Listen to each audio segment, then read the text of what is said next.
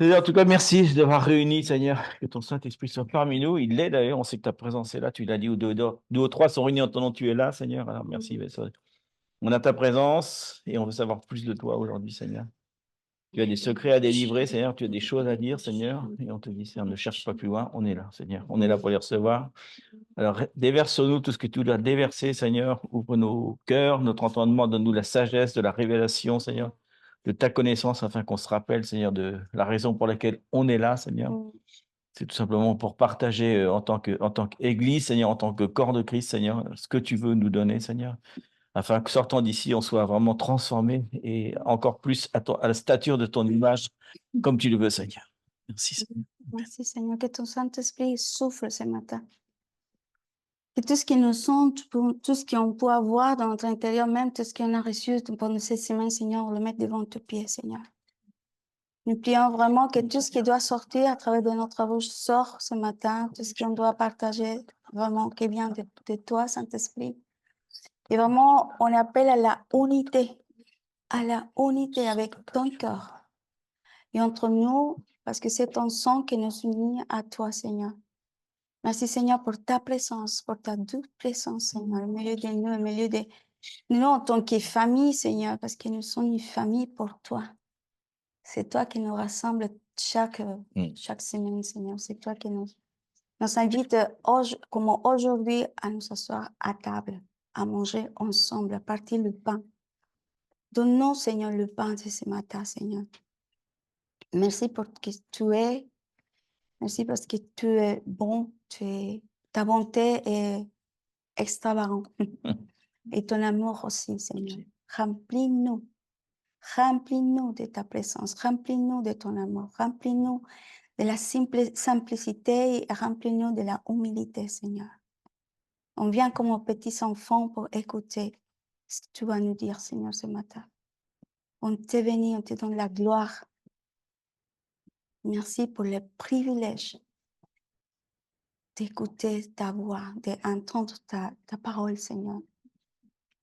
Parce qu'ils nous sont choisis par toi, Seigneur. On vient parce que c'est ton corps d'amour qui nous attire toujours et plus en plus à toi, ton cœur, pour écouter, pour entendre, pour faire chemin, pour marcher, écouter, pour obéir à ce que tu nous donnes, Seigneur. Merci, Saint-Esprit. Merci parce que tu es notre consolateur. Tu nous amènes à la vérité. Tu nous amènes à la vérité. Dévoile en nous la chair qui reste et qui reste chaque fois, Seigneur, afin que nous puissions vraiment voir la lumière de Christ au milieu de nous, Seigneur. Merci, Seigneur. Lave-nous, Seigneur, à travers de ta parole, Seigneur, à travers de ta parole. Merci, Saint-Esprit. Nous accrochons à toi, à toi, à toi. Les yeux sont fixés avec tes yeux, Seigneur. Merci, Saint-Esprit. Amen. Ah, bon, c'est très bien. À la fin, bon, on fait comme ça, mais à la fin, on va adorer. Mais désolé pour le son, parce que vraiment, on n'est pas encore sur le son, mais vraiment, c'est une invitation qui après, puissiez vraiment adorer et exalter le Seigneur après ce qu'on va partager. Et on va commencer une série, parce que le Seigneur nous avait dit tout le temps de préparer, de commencer à déguiser notre épée, hein? De rentrer dans la vérité. Et pour savoir ce qu'est la vérité, c'est de rentrer dans la parole. On le sait. Mais justement, on va commencer vraiment pour vous donner plus de faim et de soif pour la parole. Donc, on va rentrer dans une série de Nouveau Testament. Et on va faire on va rentrer comme une rivière, en fait. Une rivière. Et pour chaque livre du Nouveau Testament, on va penser comme ça. On va s'arrêter. Il y a un lac. Et dans ce lac, on va voir tout ce qu'il y a dans ce lac. Et chaque livre Nouveau Testament, c'est un lac. OK? Donc, on va venir sur ces rivières ensemble. Donc, le premier qu'on va parler, c'est le Matthieu. On va les faire tous un par un.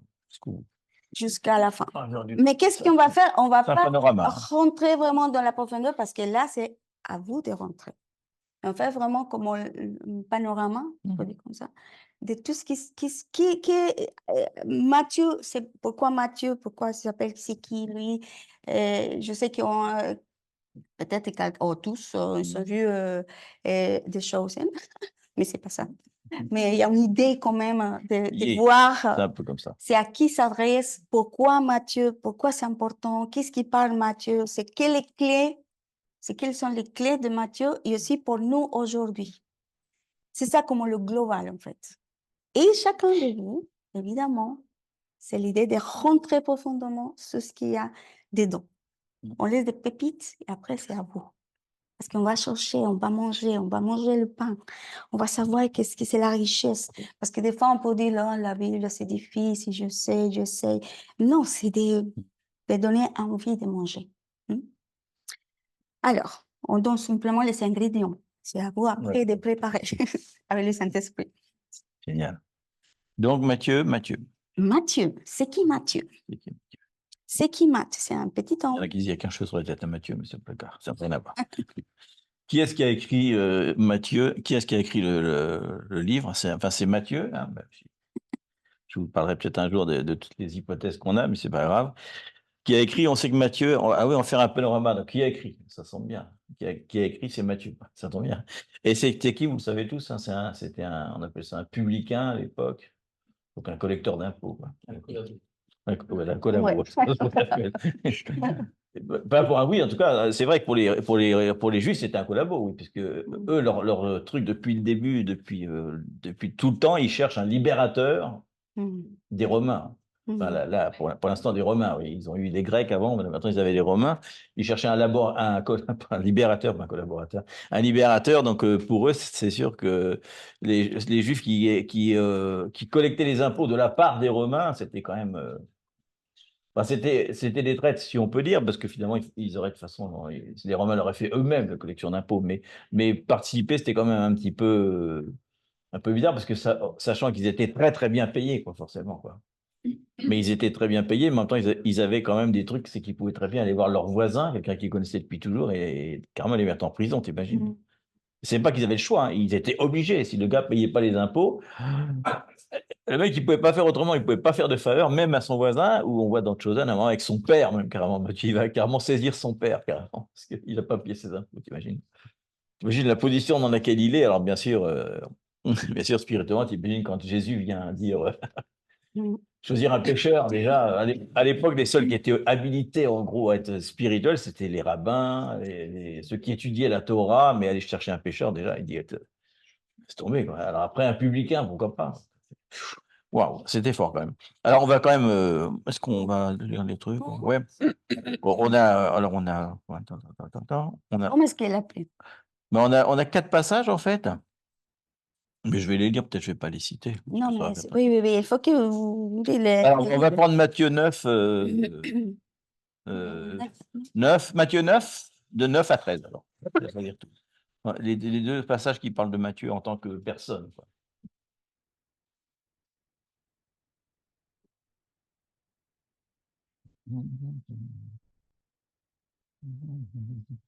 Je vais le lire. Oui. Alors, sinon, quelqu'un vous. Mais avec les trucs, c'est compliqué. Il dit, de là, étant allé plus loin, Jésus, il vient de faire les pêcheurs, il vit un homme assis au lieu dit des péages, qui s'appelait Matthieu, et lui dit, suis-moi. Cet homme se leva et le suivit. Ça fait froid quand même, t'imagines? Il a un super boulot, le mec, il arrive, lève-toi, il le suit, d'accord. Comme Jésus était à la table, dans la maison, c'est toujours à table que ça se passe. Voici beaucoup de publicains, donc les collecteurs d'impôts, et de gens de mauvaise vie, on ne va pas dire pourquoi, vinrent se mettre à table avec lui et avec ses disciples. Les pharisiens, donc les religieux de l'époque, virent cela et ils dirent à ses disciples, pourquoi votre maître mange-t-il avec les publicains et les gens de mauvaise vie? Ce que Jésus ayant entendu, c'est super horrible, il dit, ce ne sont pas ceux qui se portent bien qui ont besoin de médecins, mais les malades. Allez et apprenez ce que signifie « Je prends plaisir à la miséricorde et non au sacrifice, car je ne suis pas venu appeler des justes, mais des pécheurs. » Voilà. Donc là, tout de suite, on voit pourquoi Matthieu a été choisi, parce que ça permet de dire que la personne la plus vile quoi, peut carrément être sauvée. Quoi. C'est un signe fort qu'il donne aux religieux. Quoi, hein. Donc il le donne encore maintenant si on dit Matthieu. Hein. Et on a dans Matthieu 10,3, ça je vais vous le lire, parce que ça nous dit que Philippe et Barthélemy, Thomas et Matthieu, le publicain, Jacques, fils d'Alphée et Thaddée. Donc on voit qu'il est aussi appelé souvent, dans un des évangiles, il l'appelle Lévi, au lieu de Matthieu, fils de Alphéon. Et disant en passant, il vit Lévi, fils d'Alphée, assis au bureau des péages, et il dit, suis-moi. Lévi se leva et le suivit. Voilà, c'est dans Marc et dans Luc aussi. Voilà. Luc 5, non? Non. Oui, il y en a deux, mais peu importe. C'est encore répété après dans Matthieu 10, 1, 4, voilà. Donc c'est pas un adversaire, on sait qui il est, quoi. Alors le livre de Matthieu, on voit qu'il est un petit peu différent. Vous avez qu'il est très très concis, très ordonné. C'était un mec qui collectait les impôts, donc il était très fort en mathématiques certainement. Donc lui, la façon de parler, c'est très carré, c'est très scientifique à la limite. Hein.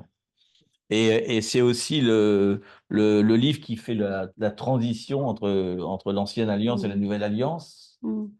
Et c'est pas pour rien que le canon biblique a choisi de le mettre là, exactement ici.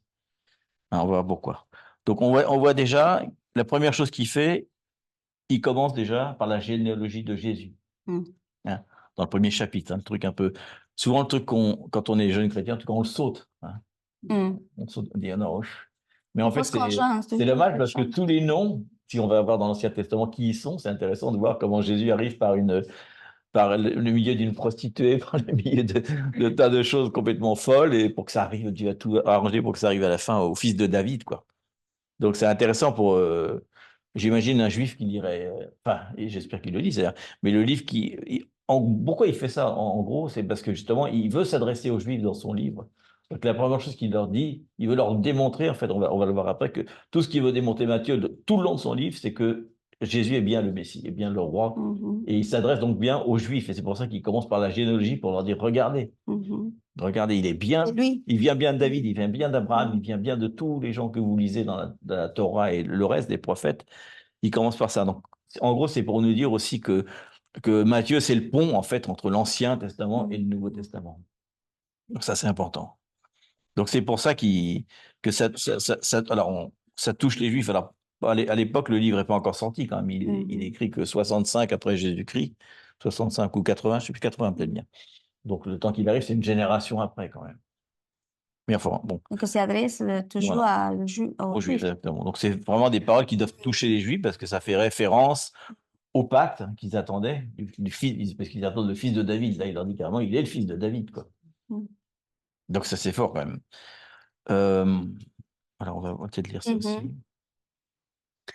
Si on veut lire pour le dire. Pas justement, parce que comme il parle des Juifs directement aux Juifs, donc, alors, la référence... La référence, donc, il cite au début, puisque le fait il a trop chaud. Ouais. Ah bah, il fait chaud, hein. Ça roule. C'est chaud. Je sais pas chez vous, mais nous, il fait chaud. Hein. C'est bien. Alors, la référence... Il pousse. Il est dur. Voilà, un peu moins d'air, un peu moins... Voilà, merci. Donc, la référence dont il se sert, Matthieu, au début, c'est 2 Samuel 7, 12 à 16. On va prendre ça, si vous avez une Bible entre vos mains, physique. 2 Samuel 7, 12 à 16.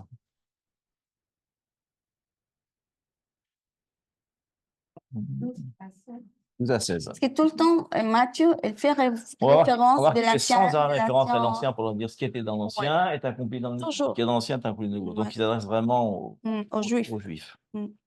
Mais c'est intéressant pour nous quand même. On va voir dans quelques instants pourquoi nous aussi. Non, merci.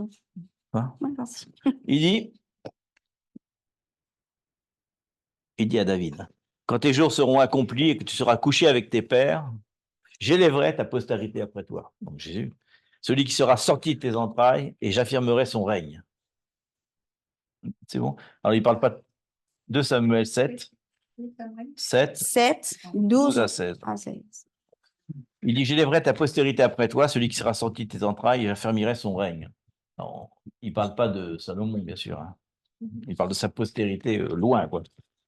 Et ce sera lui qui bâtira une maison à mon nom, hein, même si là ça parle de Salomon, et j'affirmerai, et même aussi de Jésus, puisqu'à la fin il bâtira aussi une maison à son nom, un autre temple.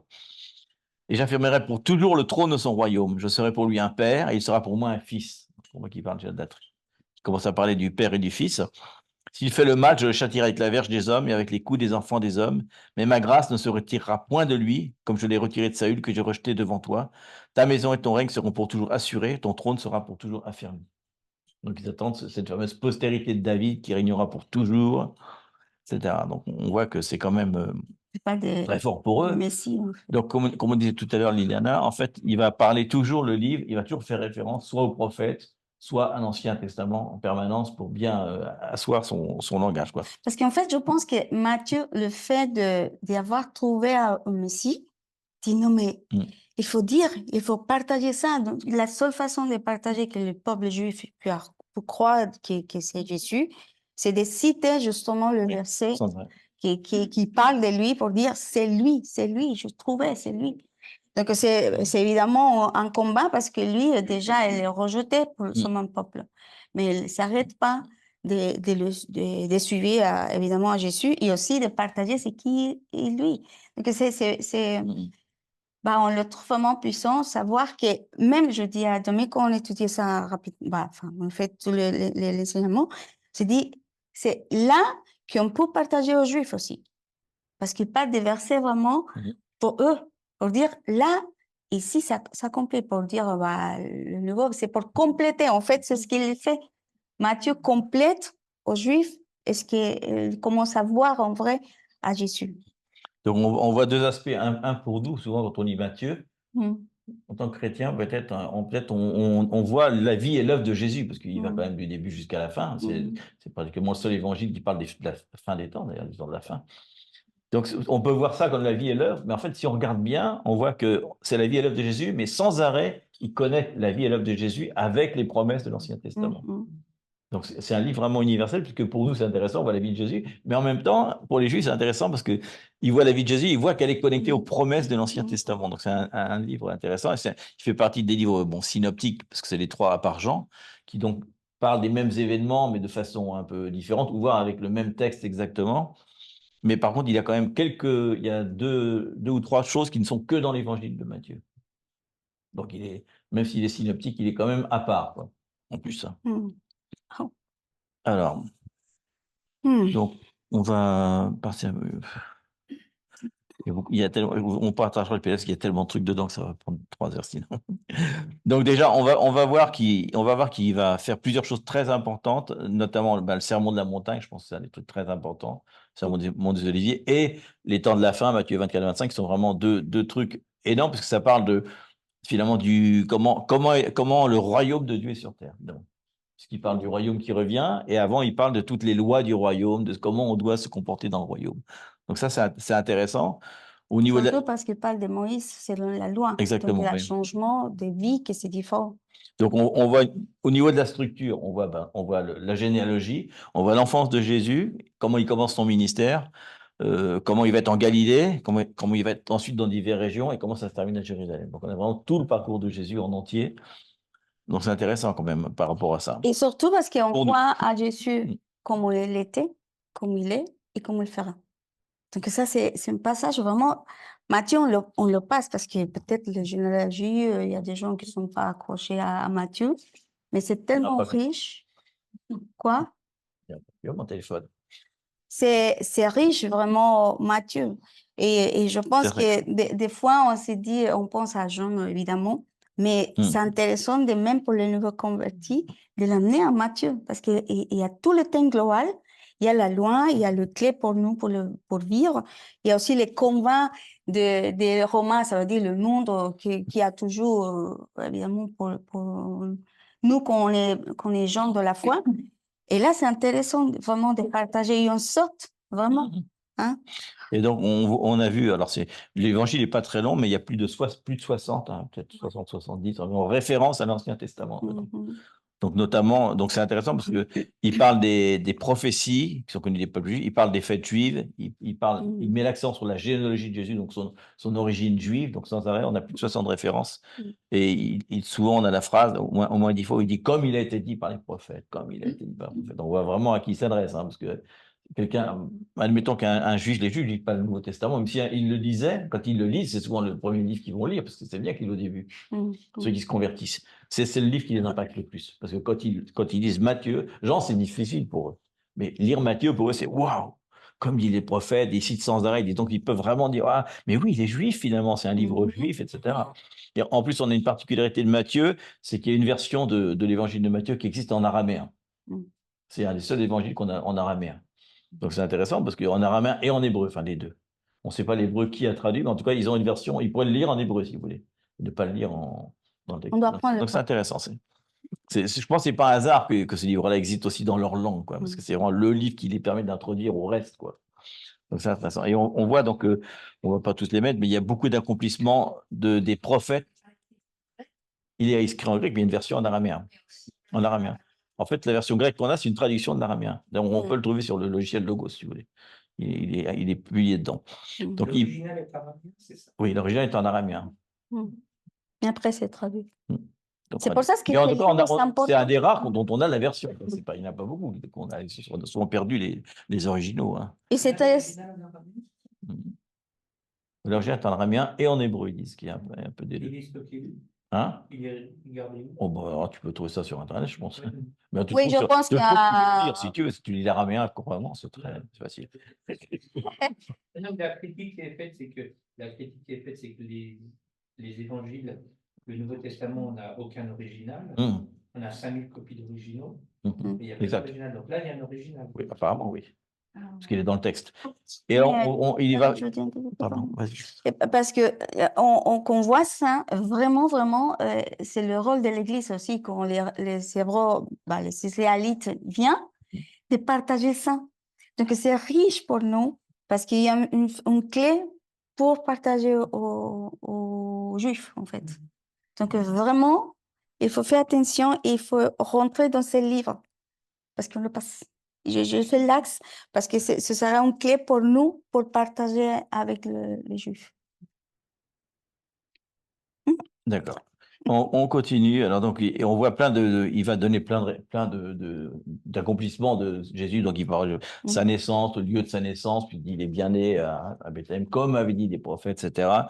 Il parle de son retour au voyage en Égypte, du massacre des enfants, de sa résidence à Nazareth, son ministère de guérison. Tout ce qui avait été dit dans l'Ancien Testament, c'est ce qui vient accomplir. Mais il y en a beaucoup. Hein. Donc, il y a beaucoup d'accomplissements. Mais ça, on va passer ça parce que ce serait un petit peu long. Et on a un truc important. Donc, on continue la structure.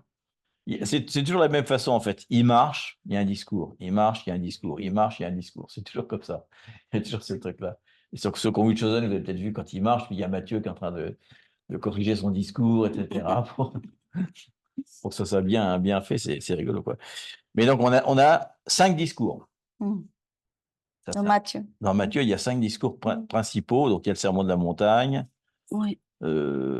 Après, il s'arrête pour donner des instructions à ses disciples avant de les envoyer en mission. C'est Matthieu 5. On va les passer un par un. De toute façon, les obligations des disciples, c'est l'autre discours. Le discours des derniers temps sur le mont des Oliviers. Et après, il parle du roi et de son royaume. Donc, les 5 trucs sur le royaume. Donc, c'est intéressant parce qu'il y a 5 discours. Et on pourrait penser qu'il le fait exprès, mais il le fait exprès. On peut le penser, on est sûr qu'il le fait exprès. Il n'a pas fait au hasard de faire ça, puisque les 5 discours correspondent en fait aux 5 livres du Pentateuque. C'est-à-dire Genèse, Exode, Lévite, Nombre et Deutéronome. On voit que chacun, si vous remarquez le premier thème, comment commence le truc, la généalogie de Jésus. Alors, comment commence la Genèse? La généalogie de la terre. Et chaque livre correspond à un truc. Exode, c'est les montagnes. Donc, il fait exprès. Hein. Il y a vraiment un truc, on voit qu'à chaque fois, il dit, chaque livre s'accomplit dans chaque discours. Il est probable qu'il a fait plus de discours que ça, Jésus. Mais lui, il décide exactement d'en mettre 5 pour leur montrer ce que ça veut dire. Quoi. Et quand il dit ça, ils disent, mais il parle des livres du Pentateuque, quoi, carrément. En fait, le Pentateuque est dedans, quoi, carrément, parce que, comme on l'a partagé à la fois dans la maison du Pain intégral, l'Exode, par exemple, on sait quand Jésus revient, c'est une imitation d'Exode qui va passer dans l'Égypte, dans le Sinaï, dans tous les monts. Donc, à chaque fois, il leur rappelle quelque chose du Pentateuque. Donc, c'est fort parce que ça leur donne quelque chose de puissant.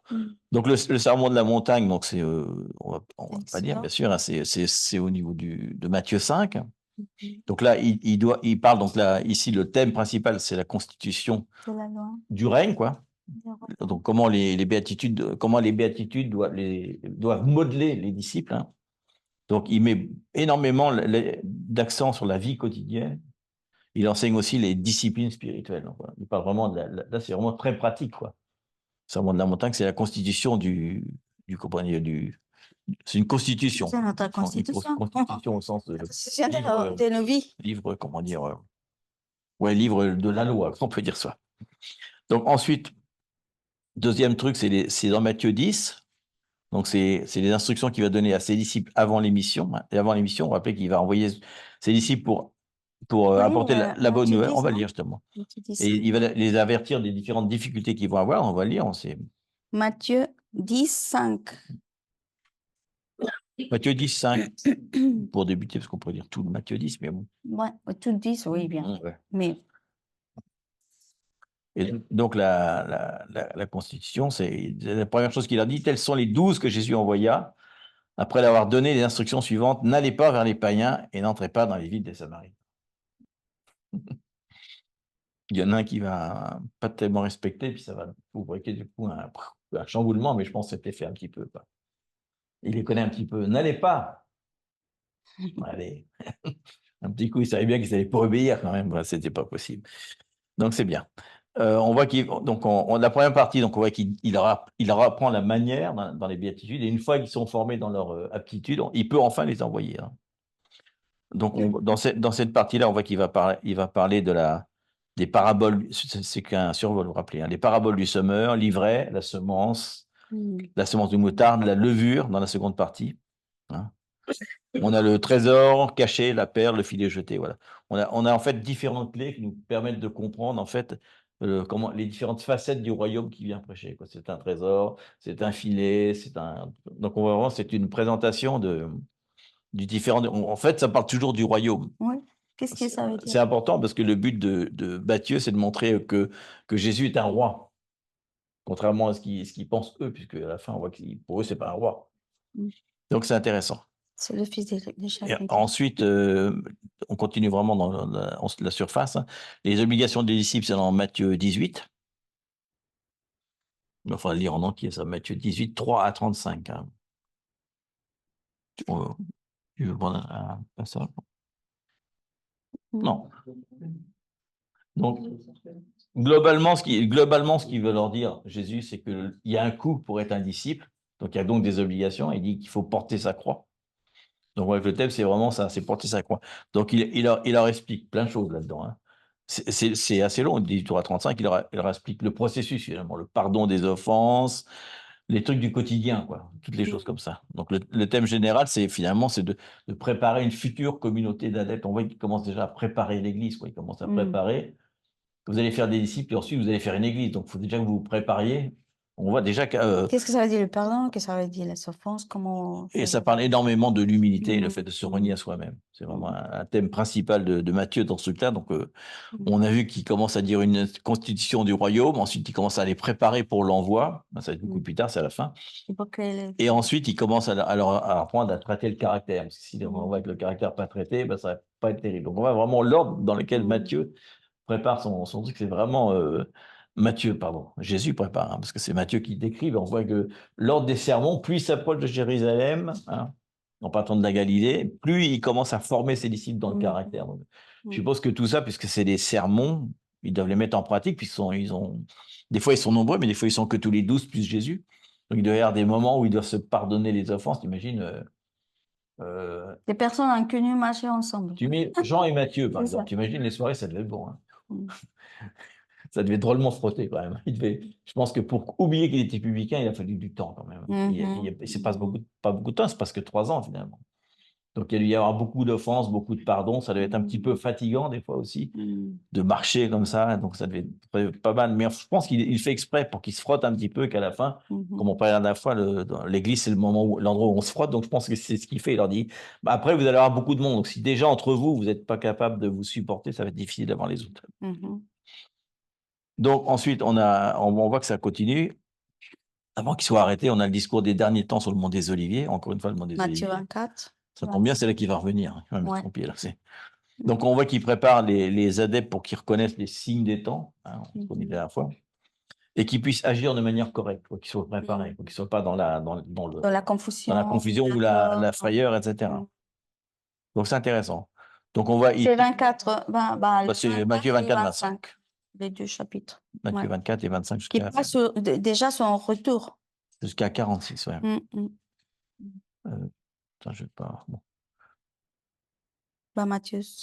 Là, c'est tout le temps où, en fait, tous ces discours-là, c'est le temps où Jésus est encore sur la terre. Parce qu'après, il va y avoir à la fin le moment où il revient avec le corps glorieux et qui va dire faites des disciples de toutes les nations. Ça, c'est plus vraiment un discours, ça s'adresse vraiment que aux disciples dans ces cas-là. Donc, on voit que tout ce que ça fait ressortir, c'est que Jésus.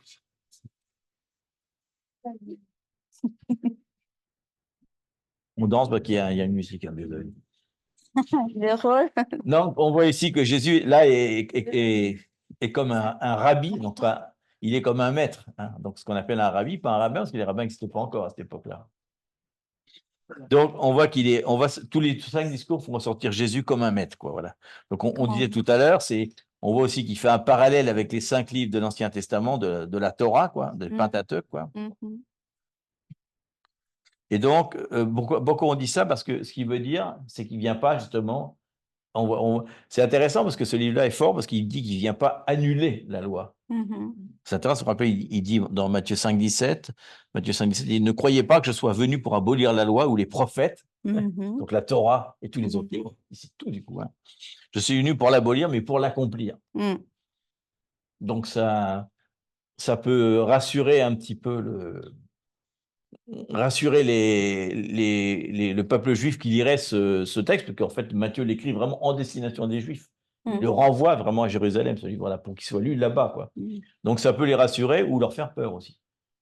Parce qu'il dit, je ne suis pas venu pour l'abolir, ah, c'est bien, mais l'accomplir. Hein.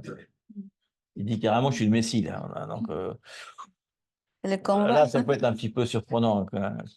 Comme je dis, j'imagine le juif qui dit ça, il dit mais non, il lui répond mais si, si, justement, oui, je suis venu l'accomplir. Aïe, aïe, aïe. Donc ça c'est fort quand même. Donc au niveau de l'enseignement, on voit vraiment que la direction, parce que souvent c'est pour ça qu'on dit ça. Souvent on lit Matthieu comme un livre qui est destiné à nous. Quoi. Ah, ça raconte la vie, le truc, mais on ne prend pas garde qu'en fait sans arrêt il s'adresse. Bon, on le lit bien sûr, ça raconte la vie de Jésus, mais ce n'est pas le plus important dans Matthieu, c'est de convaincre le peuple juif qu'il est bien le Messie, il est bien le rabbi qui l'attendait et qu'il est bien aussi le roi. C'est la deuxième partie dont on va parler. Parce que le truc le plus important, le truc dominant qu'on voit dans Matthieu, c'est le roi et son royaume. Donc, on voit justement, je vais les citer. Hein. Dans 3 et 4, il parle par exemple du ministère de la proximité du royaume. Donc ça, c'est ce qu'il parle. Ensuite, on a le sermon du royaume, c'est 5 et 7, avec l'inclusion donc des gentils dans ce royaume, ce qui ne peut peut-être pas leur plaire aux Juifs, mais bon. Et ensuite, il parle des miracles comme anticipation du royaume. Ensuite, il va parler du rejet du royaume par une partie du peuple d'Israël. Ça continue. Et de leurs leaders, donc les pharisiens, etc. Ensuite, dans le 13, il parle des mystères du royaume. Ensuite, il y aura dans 23, malheur à ceux qui ferment le royaume des cieux. Ensuite, on a 24-25, c'est le royaume qui vient après la tribulation. Et à la fin, dans 26-28, on a la mort et la résurrection du roi. Et ça parle toujours du roi. Donc c'est intéressant, le thème du roi là-dedans. Et pour eux, c'est vraiment conflictuel pour les Juifs, parce eux, ce qu'ils attendaient, c'était un roi qui venait les libérer des Romains, quoi. Un roi puissant, je ne sais pas comment ils attendaient, musclore, je sais pas, avec des armes. Mais justement, je pense qu'il vient leur dire exactement l'inverse. Comme David, le roi, oui, parce qu'il est fils de David. Oui. Il leur parle de l'inverse et à la fin, il va être crucifié. Il va y avoir une couronne d'épines, il ne va même pas se rebeller, il va aimer ses ennemis, enfin, plein de choses qui ne vont pas. Et quand ils vont mettre la couronne Inri, là, Jésus roi des Juifs, ça ne va pas leur plaire du tout. Hein. Est-ce que c'est intéressant de voir dans ces C'était pas passages ce qu'ils justement attendaient. comme au roi, justement, parce qu'il doit venir de cette façon humble, comme un humain. Pourquoi? Parce qu'il doit prendre le royaume de la terre. Il doit gagner le royaume de la terre. Et évidemment, pour le juge, il a dit, mais enfin, David, il le fait, hein.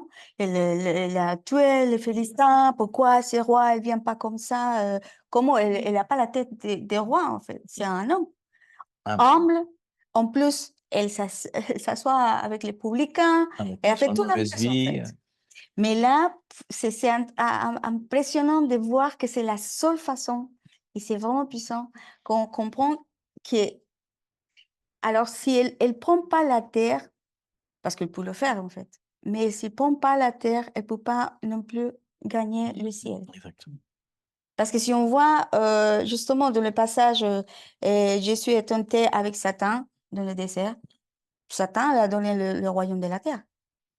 Parce que lui, il est vraiment dans l'autorité de la terre. Tout le royaume lui appartient à Satan. Et qu'est-ce qu'il a dit? Oui, non. Pourquoi? Parce qu'il pense à futur. Et là, je pense, et je fais une parenthèse pour nous. Des fois, on dit, mais même si on connaît l'éternité maintenant, c'est comme nous sommes aujourd'hui comme Jésus. On connaît la fin, nous. Donc, Jésus connaissait la fin. La façon et comment on doit traverser, là, il faut le vivre chaque jour parce qu'il ne le sait pas. Hein, il fait peut-être une fois, c'est pour ça que toujours Jésus, il nous enseigne aussi aujourd'hui, il est toujours dépendant de Dieu, de son Père. Parce que même s'il a dit, il faut y aller jusqu'à la fin, jusqu'au bout, il faut y aller, il faut rester dans la patience, dans l'amour pour les autres. Pourquoi? Parce que le fin, c'est l'éternité. C'est de gagner, pas simplement la terre, sinon le royaume du ciel. Ça veut dire que toute l'autorité, c'est pour ça qu'aujourd'hui, on peut dire toute l'autorité se le donner à lui sur la terre et sur le ciel. Et ça, c'est puissant. Et pour nous, on connaît aujourd'hui sa vérité, c'est de marcher, comment vous dire ça? Parce que l'ennemi s'attend toujours à venir à faire une négociation avec nous, tout le temps. Tout le temps. C'est des petites choses. Parce qu'on voit la tromperie dans tous les passages de Jésus avec Satan. Toujours, il y a une négociation. Mais c'est la même conversation de Genèse. On est d'accord? Donc, c'est la même. C'est prendre la parole, mais soudainement, elle tord la parole, mais si on ne la connaît pas, évidemment, on peut dire, ah oui, c'est vrai. Et non, c'est pour ça qu'on doit,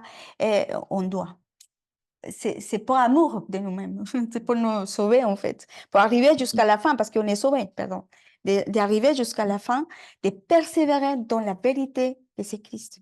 Et on peut s'arrêter et négocier des petites choses parce que la chair le demande. Et si on comprend, si on demande Dieu qu'il nous révèle sa vérité, on peut résister jusqu'au bout, de la même façon que Jésus. Mais c'est pour gagner la terre, justement qu'il peut arriver à l'éternité finalement. Pour nous, je parle. Donc, je pense que c'est tout le temps avec Jésus, c'est la même chose. Il savait la fin, donc il doit vraiment persévérer et résister tout. Mais pour la mandat principal, c'est l'éternité. Pour le monde entier, en fait. Ça, c'est fort. Hein? Donc, on va en donner plus loin à l'intérieur. On voit qu'il y a donc plus de 60-70 citations de l'Ancien Testament et des prophètes, mais il y a aussi plus de 50-60 citations de rois ou du royaume. Quoi. Donc, c'est pour ça que quand on voit Matthieu, si on s'éloigne un petit peu du livre, on voit vraiment que c'est un livre qui s'adresse aux Juifs, qui a un pont entre l'Ancien et le Nouveau, qui parle des prophètes de l'Ancien Testament et qui parle du roi et de son royaume. Donc, on voit que c'est complètement différent des autres évangiles. On voit que les autres ne savent pas du tout la même... c'est pas centré pareil du tout. Hein. Vraiment, c'est particulier.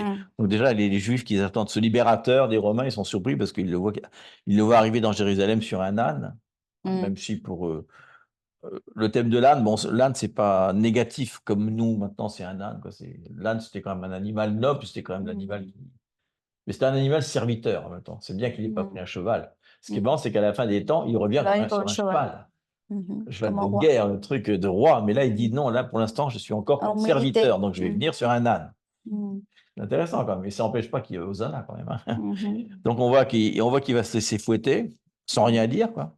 Mhm. Si c'était vraiment le roi qu'ils attendaient, il le dit. D'ailleurs, à un moment, il dit, quand ils viennent l'arrêter, il dit, mais arrête, je peux envoyer 50 légions d'anges, 50 milliards d'anges pour me libérer tout de suite, mais il ne le fait pas, quoi. Donc il se laisse fouetter sans rien dire, donc ils ne comprennent pas, quoi. Ensuite, on voit qu'ils lui mettent une couronne d'épines, hein, en rappelant au passage la fameuse libération de Isaac, quand il va être planté par son père et qu'il y a un animal qui se prend dans les épines. Hein. Rappelez, un bélier qui se prend dans les épines, ils rappellent ça un petit peu, mais bon, ils ne comprennent pas ça. Hein. Ils n'ont pas d'entendement, mais ils auraient pu comprendre ça. Ils auraient pu dire, attends, l'épine, ça me rappelle quelque chose quand même. Hein. Ça me rappelle Abraham quand même. Et ensuite, il meurt sur la croix en sachant qu'il était nul. Donc, la croix étant bien sûr le supplice le plus humiliant. Hein. C'était pas non seulement ça a été une torture, mais on faisait ça vraiment aux gens qu'on fait les trucs les pires. Quoi. On ne fait pas ça à quelqu'un qui était condamné pour quelque chose de grave, il le tuait, mais il ne le crucifiait pas. Quoi. Crucifier, il faut vraiment faire un truc très, très mauvais. C'est une humiliation totale, ça. Même pas le site Donc, voilà. Isaïe 53. Mais malgré tout, on voit que tout le long de son ministère, Jésus était quand même très influent. Pourquoi?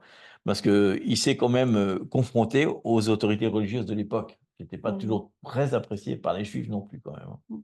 Il y avait quand même une petite distension entre les Sadducéens, les pharisiens, etc. Donc on voit aussi qu'il va y avoir une entrée triomphale de Jésus à Jérusalem. Donc il a quand même un moment de gloire, quand même. Il y a quand même un truc où à un moment, il est quand même, on voit tous les disciples le suivent partout, ils les nourrissent, donc on dirait qu'il s'occupe d'eux physiquement aussi quand même. Donc, il est un amour. Bon, c'est pas dans Matthieu d'ailleurs, mais on voit qu'il y a quand même une proximité qui fait qu'ils finissent par l'aimer, parce qu'on voit qu'il est différent, et puis en plus il fait des miracles, donc c'est-à-dire qu'il s'occupe quand même des gens directement. Même je pense que tous les miracles ne sont pas mentionnés dans la Bible, ça, il en a fait un petit peu plus, hein, puisqu'ils disent qu'il y a on voit dans Chosen à un moment ça, on rappelle qu'il a toute la journée, il y a des fils. Hein, c'est dit à un moment qu'il y a des files de gens qui viennent pour recevoir les miracles, qui passent, donc c'est en permanence, c'était un truc de fou quand même. Donc on va lire dans Matthieu 27, tiens, on-y. Où il va insister un petit peu là-dessus, et ça c'est le sujet qui fâche par rapport au roi. Donc ça commence déjà par 27, 11. Dans Matthieu 27, 11, c'est la comparution. Donc Jésus comparut devant le gouverneur, et le gouverneur l'interrogea en ces termes. « Es-tu le roi des Juifs ?» Jésus répondit, « Il l'a dit. » Il n'a pas dit que l'a dit Bouffi, il n'aurait plus. C'est carrément tac. Ah ben sympa. C'est bien, c'est une façon. Il n'a pas dit, « Je suis le roi des Juifs. » C'est bien, il dit, « Tu l'as dit. » Ça, j'aime bien, comme je dis, très l'humilité, comme ce qu'il dit, « C'est toi qui l'as dit, moi, j'ai rien dit. Hein. » C'est une bonne façon de répondre quand on t'agresse. Ah, tu l'as dit, pas moi. 27, 29. 27, 29, ça dit, ils tressèrent une couronne d'épines qu'ils posèrent sur sa tête et lui mirent un roseau dans la main droite, comme un sceptre. Et puis, s'agenouillant devant lui, il lui raillait en disant « Salut, roi des Juifs, salut !» Imagine. Le roseau comme un sceptre. Et puis, il faut quand même s'imaginer, parce qu'ils tressèrent une couronne d'épines qu'ils posèrent sur sa tête. Je pense que quand ils l'ont posé, ils ne l'ont pas posé. Tiens, comme ça. Bien enfoncé. Hein. Donc, bien que ça rentre dans la chair, que ça fasse bien mal. Imagine ça. Ça va être assez dur quand même. Et en plus, il se moque de lui et puis il le prosterne, mais il lui redit bien, c'est lui, roi des Juifs. Quoi. Matthieu 27, 37, ils disent pour indiquer le sujet de sa condamnation, pourquoi il est crucifié, on écrivait au-dessus de sa tête, celui-ci est Jésus, le roi des Juifs. Et ça, ils n'étaient pas au courant, ils disent non, ne mets pas ça, ne mets pas ça. Non, Pilate a dit, non, je suis désolé, mais on va mettre ça. Puis il leur dit, vous avez voulu le crucifier, ben ok. C'est votre assimilez votre faute jusqu'au bout, mais c'est bien quand même. C'est bien parce qu'il y a, en plus dans ce texte-là, il y a tout un mystère par rapport quand tu le lis tel que c'est écrit, il y a un mystère qui dit Yahweh en fait. Il suffit d'enlever une lettre et ça fait Yahweh. Donc c'est très fort quand même. Mais ça, bon, ils ne savaient pas à l'époque. Et ensuite, Matthieu 27, 42, ils disent, c'est les Romains, ils disent, il a sauvé les autres et il ne peut se sauver lui-même. Oh, s'il est le roi d'Israël, qu'il descende de la croix, et nous croirons en lui. J'aurais bien aimé qu'il le fasse, hein, c'est rigolo. J'étais surpris quand même. Hein. Mais ce n'était pas le plan. Voilà. Donc, il n'est pas venu comme le roi dont ils avaient besoin. hein, c'est sûr, hein, parce qu'il voulait un roi différent. Mais par contre, il leur dit à la fin qu'il était vraiment le roi, pas celui qu'ils voulaient, mais celui dont ils avaient besoin, en fait. À la fin, ils comprennent, puisque une fois que, parce que ces disciples sont juifs, rappelons-nous, hein, donc je pense que les disciples étant juifs, ils sont déçus aussi, parce que même certains, ils l'expriment à un moment, quand est-ce que tu nous délivres des Romains? Il dit non, donc ils finissent par comprendre, donc à la fin, quand il meurt, il expire sur la croix, et maintenant, on fait quoi? On voit Emmaüs, il y en a qui s'en vont sur les chemins. Certains restent quand même, hein, ils restent fidèles, mais ils sont dans un moment de perplexité pendant 3 jours, parce qu'après ils vont le voir ressusciter, c'est mieux. Donc là, ils disent: «Mais c'était quoi cette histoire? Qu'est-ce qui s'est passé? C'était un rêve? C'était qui? C'était qui? C'était vraiment le roi des Juifs ou il venait faire quoi? C'était juste un maître et on s'est trompé? C'était pas le Messie finalement?» Il devait y avoir une certaine période de confusion pendant 3 jours, parce que tu imagines avoir passé autant de temps avec quelqu'un que tu aimes, qui s'occupe de toi, ce coup, il a disparu dans un moment comme ça. En fait, de la même rapidité à laquelle il a disparu, c'est la même rapidité avec laquelle il va revenir. C'est ça qui est génial. Mais en tout cas, en Matthieu 28, 18, puisque c'est là que ça se termine l'histoire, on voit Jésus qui s'approche d'eux, hein, après la résurrection, avec son corps glorifié. Il leur parla ainsi: tout pouvoir m'a été donné dans le ciel et sur la terre. Donc pouvoir, bien sûr, il parle de pouvoir d'un roi, quoi. C'est ce qu'ils attendaient. Il dit: maintenant que vous avez compris, maintenant que je suis mort, grâce à la mort et à la résurrection, maintenant j'ai enfin tout pouvoir sur le ciel et sur la terre. Et le bonus, c'est qu'il leur dit: et maintenant, je vous le donne aussi. Non seulement, donc là, d'un coup, ils comprennent, c'était vraiment un roi, mais c'était pas le roi qu'ils voulaient, mais le roi dont ils avaient besoin, en fait. Le vrai roi, celui qui va vraiment régner sur la terre pour toujours, quoi. Et on voit, on va lire Matthieu 4, 8, 10, très très intéressant.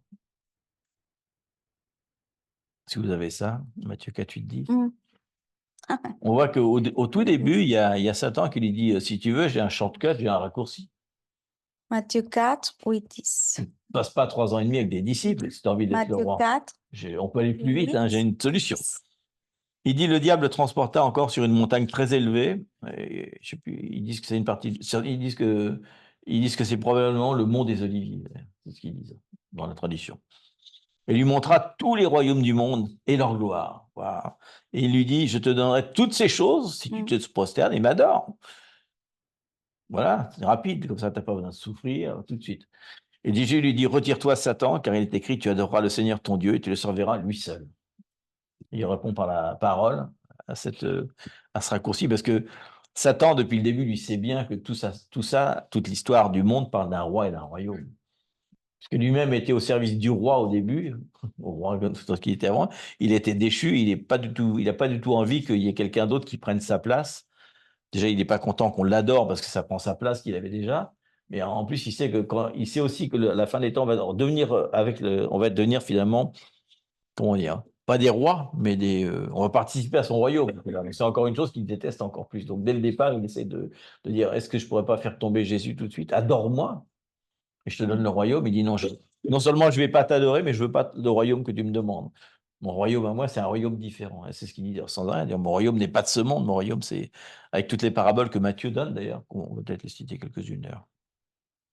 Donc voilà, ça, c'était le panorama général, mais on a donc 4 ou 5 faits marquants quand même. Ça commence par Matthieu 2, 1. Matthieu 1, pardon. Matthieu 2, 1 à 2. Hein, vous vous rappelez que quand il va naître, il y a des mages de l'Orient qui vont venir l'adorer, hein, vraiment l'adorer, lui donner des cadeaux, que des cadeaux prophétiques, hein, la myrrhe, l'or, tout ça, ça parle de différentes fonctions du roi qui va accomplir pendant son royaume. Et il va le reconnaître comme le roi des Juifs. Ils vont le reconnaître comme le roi des Juifs. Donc, dès sa naissance, il y a quelque chose qui vient de l'extérieur, parce que les mages de l'Orient, ils viennent de différents pays comme l'Égypte, certains disent l'Inde, c'est des gens qui viennent partout avec des signes célestes dans les cieux, hein, dont on a d'ailleurs la preuve scientifique, hein, les signes dont ils parlent des cieux, ils sont décrits maintenant. On sait très bien quelles étaient les constellations présentes à l'époque, puisqu'on a des programmes informatiques qui permettent de retourner à l'époque. Donc on peut voir exactement ce qu'il y avait dans le ciel à cette époque. On voit en effet qu'il y a un alignement qui parle de royaume, de roi, de plein de choses, des signes qui redonnent dans l'Apocalypse d'ailleurs, hein. Mais il y a quelque chose là-dedans. Ensuite, autre passage, c'est Matthieu 21. On en a parlé tout à l'heure, c'est quand il vient avec un âne, hein, pour ce Matthieu 21, 1 à 9. Donc on voit qu'il y a l'entrée triomphale de Jésus à Jérusalem, où toute la multitude va l'acclamer en disant « Hosanna au fils de David ». Avec les palmiers, donc quand on met les palmiers, etc., c'est vraiment un signe de royauté, quoi. Il est célèbre, Hosanna, c'est toujours, ils le font toujours en ce moment à Jérusalem, hein. Donc on voit, c'est une entrée d'un roi, fils de David. On voit dans Matthieu 25, 34, donc ça c'est dans les derniers temps, on voit qu'il dit que Jésus a l'autorité pour juger les nations et donner en héritage à qui il veut. Donc on voit à nouveau son royaume, quoi, en tant que roi. Un roi qui a l'autorité, parce que c'est lui qui fait la loi. Ce qu'on a dit tout à l'heure, on voit que quand il est arrêté, les lois vont se mettre à genoux en disant « Vive le roi des Juifs ». Donc encore autre chose. Et ce qu'on a dit tout à l'heure, à la crucifixion, il va avoir marqué « Roi des Juifs ». Donc on voit vraiment la montée et la déchéance finalement, parce qu'il naît avec cette description de roi jusqu'à ce qu'il fasse des disciples, qu'il rentre dans Jérusalem, qu'il est reconnu comme roi avec Hosanna, et d'un seul coup après, hop, c'est la chute. Enfin, c'est la chute parce que tous les pharisiens, etc., vont monter un complot quand même, avec les Romains, etc. Mais en même temps, c'est aussi parce que les Juifs vont l'accepter, ils vont dire non, finalement, c'est pas le bon parce qu'on voit qu'il fait rien du tout. Ouais. Ils pensaient qu'il allait rentrer à Jérusalem, peut-être, avec l'âne, et d'un seul coup, ça y est. En fait, il n'a pas renversé la seule chose qu'il va faire, finalement, le pire, c'est qu'il ne va même pas se battre contre les Romains, il va se battre contre les Juifs eux-mêmes. Parce que la première chose qu'il va faire, en rentrant à Jérusalem, il va renverser les tables de ceux qui étaient en train de faire de l'argent avec le royaume, avec le truc de son père. Donc, non seulement, là, ça lui déçoit, parce que non seulement il voit que c'est pas le roi qui va se battre contre les Romains, mais en plus, il commence par se battre contre eux. Il commence à juger son propre peuple. Et en fait, qu'est-ce qui se passe à la fin des temps? Il va faire la même chose. Il va renverser, on l'a vu la dernière fois, il va renverser les tables de l'idolâtrie pour juger son peuple. C'est-à-dire, ce coup-là, c'est nous maintenant, bien sûr. Mais il va faire exactement la même chose. Il va y avoir une deuxième entrée triomphante à Jérusalem, vous vous rappelez? On voit le passage de Hosanna, il revient à Jérusalem, et ce coup-là, pas sur un âne, sur un cheval. Et la première chose qu'il fait, c'est encore renverser l'idolâtrie de ce qu'auront fait non pas les Juifs, mais ce coup-là, nous. On voit vraiment nous, tout le peuple, le peuple les de Dieu. nations, Non, le peuple de Dieu quand même, parce qu'il dit bien, à un moment, il fait un trou dans le mur et il voit qu'il y a des religieux en train d'avoir de l'encens, qui mettent de l'encens sur des cochons, sur des trucs comme ça, quoi. La même chose que pour Hanouka. Donc on voit comment Matthieu, c'est un livre prophétique en même temps. Oui. Parce que beaucoup des choses qu'on voit ici, en fait, on va les voir dans un accomplissement différent, quoi. Donc, ce n'est pas seulement un livre pour les chrétiens qui parle de la vie de Jésus, pas seulement que pour les juifs qui parlent bien sûr qu'il est bien le roi promis et le Messie promis, mais aussi un livre qui parle des derniers temps. Donc, c'est vraiment le livre je trouve, le plus vaste, qui s'adresse à un public énorme avec plein de facettes différentes et avec des éléments qui sont prophétiques, quoi. Parce que, comme on disait tout à l'heure, les trois cadeaux qu'amènent les rois mages, ça parle de quelque chose de Jésus. Et on a comme ça plein de choses disséminées. On voit les 5 discours qui parlent du Pentateuque. Donc, on pourrait relire le Pentateuque en voyant Matthieu. Il existe des livres là-dessus, hein. Des gens qui ont comparé chaque sermon à chaque livre et qui ont pris tous les éléments parallèles. Donc, c'est extrêmement fort quand même. C'est très fort. Ensuite, qu'est-ce qu'il parle, hein, du roi? On a vu le royaume. Donc, on voit qu'il dit, hein, il dit quelque chose. Au tout début du ministère, c'est dans Matthieu 4 à 17. Peut-être on peut le lire d'ailleurs. T'as la Bible là? Ah, vas-y. Quelqu'un peut le lire? Ouais, Matthieu 4, 17.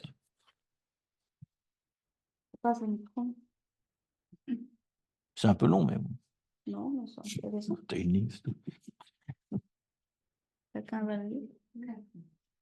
4, 17, je ne me suis pas trompé, j'espère. Tu l'as? 4, 4. 4, 4. On va 4, ça donne fin. On va 4, 4. Ou même sur Zoom. Quelqu'un va le lire? Allez. Ah, c'est intéressant. L'homme ne livrera pas de pain seulement, Bon, je peux le lire, c'est Matthieu 4, 17, c'est ça? Oui. mais de toute parole qui soit de la Attendez. bouche. Alors, c'est pas ce que j'ai eu mettre là. Je crois pas que c'est ce que j'ai eu mettre. Attends. C'est 4, 4. Non, Matthieu 4, 17. Ah, 17. Oui, pas 4, 4. 4, 4, c'est la voiture. 4, oui. Non, parce que nous, on a Le gâteau. rigolé. Le gâteau ou le voiture. Oui, le gâteau plutôt. Et ces moments, Jésus commença à prêcher et à dire, répondez-vous, car le royaume des cieux est proche. Mm. Eh oui. Comme il marchait le long de la mer de Galilée, il vit deux frères, Simon. Oh là, on peut s'arrêter là. Oui, on s'arrête. Ah oui, on peut s'arrêter. En fait, tu es proche, vous avez une autre version, non? Des fois, parce que des fois, on lit le royaume de Dieu, le royaume de Dieu s'est approché. Ou est proche, ou s'est approché. Le royaume des cieux est plus proche. Est proche, d'accord. Donc, en gros, ce qui veut dire le royaume des cieux, c'est le gouvernement. Donc, ce qu'il dit déjà, c'est qu'il a déjà, lui, en tant que roi, il amène déjà le gouvernement sur la terre, quoi. Ça commence déjà, ça a déjà commencé, quoi. Donc, c'est pour ça qu'on parle de royaume. Hein. Oui, Dessus est proche, ou s'est approché. Donc, on voit que Matthieu va parler sans arrêt au niveau du royaume, qu'il y a quelque chose qui va être semé tout le temps. Il y a plein de semences qui vont être faites sur la terre et que lui, à la fin des temps, il va venir récolter. Mais ça a déjà commencé. Le royaume des dieux s'est approché. Et sans arrêt, il parle, d'ailleurs, il le dit sans arrêt, les seuls qu'il va reconnaître, finalement, c'est ceux qui cherchent à établir son royaume, ceux qui sont dans son royaume. C'est assez fort, hein. Il dit sans arrêt, la principale volonté du Père, c'est que vous croyez en moi et que vous établissiez un royaume sur la terre. Il parle d'un royaume de sacrificateurs. C'est vraiment très important le thème du royaume, mais c'est vraiment. Bien sûr, Matthieu, lui, il est très. Il comprend bien ce que ça veut dire, donc il veut vraiment insister là-dessus. Il y a un royaume qui s'est approché avec Jésus, et il faut continuer à semer, et il viendra à la fin, il en parle dans Matthieu 24, récolter.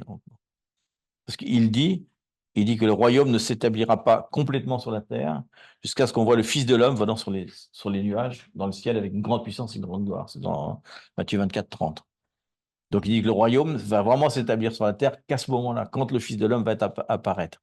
Et encore, on voit que il va s'établir après une tribu, après toute une procession, après plein de choses quand même. Il y a encore plein de choses qui se passent après. Mais c'est vraiment l'accomplissement du royaume à ce moment-là. Et même, on voit la prière qui est dans Matthieu 6, 9 à 10, qu'on connaît tous, bien sûr. Ils disent que vienne ton royaume, que ta volonté soit faite sur la terre comme au ciel. Que ton règne, ton royaume, vienne et que ta volonté soit faite sur le ciel, sur la terre. Donc, on voit qu'il n'est pas venu chercher les gens pour nous amener dans le ciel. Il est venu, en fait, amener le ciel sur la terre, ce qui est très différent. Comment dire, pas littéralement, mais comment dire, ah mince. C'est comme une promesse, puisqu'à la fin, finalement, vraiment, le ciel va venir sur la terre, quoi. Il va vraiment l'envahir. Donc, ça, c'est fort. Mais c'est, comment dire, moi, je sais pas comment dire, bref. C'est une promesse qui n'est pas accomplie, mais il dit, je suis venu amener le ciel sur la terre, toute puissance mettait le ciel sur la terre, mais finalement, à la fin, on va voir vraiment le ciel descendre sur la terre. Donc, c'est particulier quand même. Je ne pense pas qu'il pouvait comprendre cette parole à l'époque, ça devait être très, très difficile. Très difficile. Même si, comme on disait une fois, les temps de la fin ont commencé le jour où Jésus a été crucifié. C'est pour ça qu'il dit cette génération ne passera pas sans que. Il dit, ça a déjà commencé, la fin des temps. Ça a déjà commencé. Ce qu'on attend, c'est les temps de la fin. La fin des temps, c'est différent. Les temps de la fin, c'est autre chose. La fin des temps, c'est quand il va y avoir ce qu'ils appellent le royaume messianique, quoi. C'est autre. Quand Jésus va être le roi sur la terre, messianique, c'est différent. Donc, on voit que Jésus met sans arrêt l'accent sur les valeurs du royaume, comme on a dit, un serment sur la montagne, l'enseignement du pardon, etc. Tout ça, c'est des valeurs, des principes et une mise en pratique. Donc, c'est qu'on doit vivre ensemble. Exactement. Donc, comment est-ce qu'on peut vivre le royaume maintenant en attendant la manifestation du royaume? C'est pour ça qu'il dit la manifestation des fils de Dieu, en fait. En fait, on voit autre chose qu'on voit dans Matthieu. C'est autre chose, c'est qu'il y a aussi un aspect extrêmement pratique pour nous maintenant. C'est carrément un manuel de vie, quoi. Quand on prend chaque parole du sermon, on a carrément un style de vie qui est déclaré. Donc, on voit, on va peut-être terminer là-dessus d'ailleurs. On voit donc, si on regarde Matthieu, finalement, de très loin dans le panorama, donc ça s'adresse aux chrétiens pour la vie de Jésus, aux juifs. Il y a des paroles prophétiques qui ne sont pas accomplies, il y a des trucs de la fin des temps, et en même temps, avant ça, il dissémine partout des styles de vie, quoi. Le pardon, la repentance, l'humilité, même le pardon des offenses. Et il commence déjà, avant même de parler de la fin des temps, il commence tout de suite à leur dire « Bienheureux ceux qui seront persécutés ». Parce qu'ils seront bien. Et bienheureux ceux qui donnent la paix. Donc, on a beaucoup, beaucoup de thèmes à étudier dans Matthieu. C'est extrêmement riche. Et il y a beaucoup plus certainement, mais au niveau panorama, on va voir, quand on va voir les autres livres, comme c'est complètement différent. Mhm. Comme ça s'adresse à quelqu'un d'autre différemment, et même si c'est synoptique, on voit que c'est pas la même optique, quoi. C'est pas la même optique du livre. Mais celui-là est vraiment un livre comment dire, testamentaire, pas vraiment, mais Mhm. en tout cas, c'est vraiment un lien. Celui-là, c'est vraiment le lien qui permet de rentrer dans l'autre. Donc, je pense que c'est peut-être pour ça qu'ils l'ont Merci mis. pour l'éternité de nous, en fait, parce qu'on se Même si, protège de la structure. ouais, souvent, on incite souvent les gens qui sont jeunes disciples à lire plutôt Jean en Mm. premier. Mm. Mais pour quelqu'un qui, si on voulait parler de Jésus à soit aussi bien des musulmans que des juifs, c'est plus intéressant de leur parler de Matthieu. C'est plus parlant pour eux, et on voit qu'il y a moins de. En fait, même, je trouve que la façon dont il écrit le livre, c'est plus direct, quoi. Il y a pas de. Quand Jean y parle, il y a de la rhétorique, c'est super compliqué. Enfin, Il y a, beaucoup il de y a beaucoup détails d'amour et tout, il y a beaucoup de fleurs. Là, il va vraiment au direct dans le message, quoi. Même si, comme Matthieu était, exactement, parce qu'il était plutôt scientifique, il était plutôt. plus Voilà, il était direct. direct. Mais en même temps, quand tu lis Bienheureux les pauvres en esprit, là, d'un seul coup, tu peux écrire des livres sur cette phrase-là. Qu'est-ce que ça veut dire? Donc, c'est ça, mais très riche, mais simple. Donc, ça, c'est bien. Et comment l'importance aussi de la génération, parce qu'on parle de la génération, mais aussi en même temps de la génération des dieux. C'est nous. C'est comme si c'est tous les passages, sur tous les chemins jusqu'à la fin. Ce livre pas comme ça. Elle approche l'ancien et c'est des livres pas, sinon continue jusqu'à ce que le Père descende. Donc vraiment, il y a toute la complexité. Bah, pas la complexité. C'est maintenant qu'on la comprend. Évidemment, pour eux, non. Mais si on le voit comme ça, ces livres, vraiment, il y a tout dedans. Oui. Il y a tout. Oui. Parce qu'il nous oblige en plus à relire l'Ancien Testament. Parce que comme il est dit dans les prophètes, où c'est dit où ça? Il faut retourner à l'Ancien. Quand tu lis le contexte de l'Ancien, tu vois, ah, mais oui, donc c'était bien un mystère. Parce que le mystère, la définition de mystérion, c'est quelque chose de l'Ancien qui est relevé dans le Nouveau. Donc là, c'est vraiment un livre de mystère. Parce qu'il il n'arrête pas de dire, comme il a été dit là, voilà l'accomplissement. Mais il faut aller plus loin parce qu'il faut dire, il était, en fait, c'est ce qu'il était avant. Donc il nous dit, voilà ce qu'il est maintenant. Et nous, on peut prendre cette même parole qui était dans l'Ancien, qui est accomplie dans le Nouveau, et dire, et cette même parole va s'accomplir d'une autre façon dont il sera. Et c'est ce qu'on appelle, il dit dans les derniers temps, l'évangile du royaume sera prêché. L'évangile du royaume, c'est-à-dire l'évangile complet de il était, il est et il sera. Donc ce livre-là, en fait, Matthieu, on peut aller encore plus loin, c'est voir toutes les paroles qu'il dit et les voir prophétiquement comme le troisième accomplissement de ce qui est dit dans l'Ancien, maintenant et le Nouveau. Quoi. Donc c'est intéressant. C'est comme si nous sommes. Tu viens de dire que c'est le premier livre qui commence l'Ancien et le Nouveau Testament. Et il déclare déjà les choses de la fin. Tout à la fin, exactement. Même il est un des rares à parler autant de la fin alors qu'il est au début. C'est ça qui est marrant. Tu voulais dire quelque chose? Oui, tu nous as dit tout à l'heure, quand on lisait Matthieu 4, 17, si vous avez une traduction, cherchez. Et tout de suite, j'ai été chercher et moi, ça me parle très fort. Donc, dans la traduction que dès ce moment, Jésus commença à prêcher et à dire « Repentez-vous, car le royaume des cieux est proche. » Et dans la version Semeur, à partir de ce moment, Jésus commença à prêcher en public en disant « Changez, car le royaume des cieux est proche. » Moi, ça c'est fort. Énormément. Ah oui, ça c'est fort. Entre la repentance verbale et l'action, c'est différent. Ouais. C'est la version d'Harvey qui dit Christine. Et c'est intéressant de voir que le mot qu'il utilise en grec, donc c'est un mot particulier qui a deux sens. C'est le sens, donc c'est aiguiséo, ça veut dire s'approcher ou être proche à la main, comme si tu peux serrer à la main, mais ça veut dire aussi joindre une chose à une autre.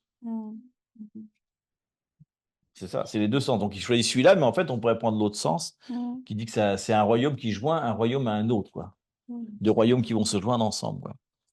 C'est comme si je disais, moi, mon royaume, à moi, quand je suis là maintenant, je suis un royaume qui va joindre un ancien royaume à un nouveau royaume. Donc, il précise déjà, finalement, un autre royaume va venir quand même. Je ne suis pas le seul. Vous vous rappelez que déjà dans le mot, parce que par exemple, quand on voit déjà Jérusalem, la ville de Jérusalem, où il est, en hébreu, donc c'est Yerushalayim, donc c'est au pluriel. Ils disent déjà dans Jérusalem, il y a 2 Jérusalem. Déjà dans le Jérusalem, il y a marqué qu'il y en a 2. Pourquoi ils l'ont mis au pluriel, Jérusalem? C'est étonnant, non? Ils disent qu'il y en a une autre qui va venir. Déjà, le mot dit qu'il y en a une deuxième, donc c'est waouh. Donc en fait, c'est fort cette parole, parce que en plus, on sait, là, je vous dis la parole en grec, mais Jésus l'a dit en hébreu. Qu'est-ce qu'il a dit en hébreu? On va savoir. C'est intéressant parce que c'est peut-être le mot est complètement différent et qui dit quelque chose d'autre. Mais ce que je trouve intéressant pas aussi, le texte, donc on sait ce que pas. tu viens de dire, Matthieu, c'est le pont entre le juif, évidemment, et Jésus. Mais nous aussi, nous sommes le pont avec tout et le retour. Donc là, c'est vraiment, cet évangile, c'est pour nous et pour ces derniers temps. Parce que c'est fort. Et là, on laissait, en grosso modo, mais de rentrer chaque chapitre, manger chaque chose. C'est... Surtout que Jésus leur dit bien à un moment, n'allez surtout pas prêcher aux païens. Et tout de suite, ça dérape, paf, il y en a qui en parlent au grec, c'est fini. Ils veulent tous se convertir, et il y a une espèce d'embrouille. Donc le livre parle aussi finalement du moment où les gentils, les nations, les goïs, comme ils disent, rentrent aussi dans l'histoire. Ouais. Donc, on vous invite vraiment à rentrer dans ces Matthieu de cette façon comme ça envie, hein. Ça envie de retourner et de regarder plus. Parce qu'on le passe vite. On se dit, ah oui, ça, oui, c'est plutôt on est on fait plus l'axe sur le béatitude ou les détails, quoi. C'est bien de ça. Il y a aussi le Matthieu 24 qui parle de comment est-ce qu'on soit préparé. Évidemment, les discours avec Jésus et tout, mais c'est plus que ça. Et là, on a regardé Matthieu de loin, comme ça, ouais, c'est un bel objet, etc. Puis après, tu l'ouvres, ah tiens, voilà, ok, je vois les différents trucs. Après, tu rentres dans chaque chapitre et tu rentres un peu dans la profondeur, quoi. Ouais. Mais c'est intéressant parce que des fois, on oublie vraiment le sens, le but de tout ça, quoi. C'est intéressant de lire, enfin, au niveau de la synoptique aussi, c'est intéressant de voir comment il épaule les autres trucs. On voit et dans l'ordre, en plus, il y a un ordre. Donc, c'est intéressant. C'est toujours bien de connaître la partie historique aussi de comment ça s'est passé, quoi. Et c'est cool parce qu'il dit, il faut changer parce que le royaume s'approche. On change là.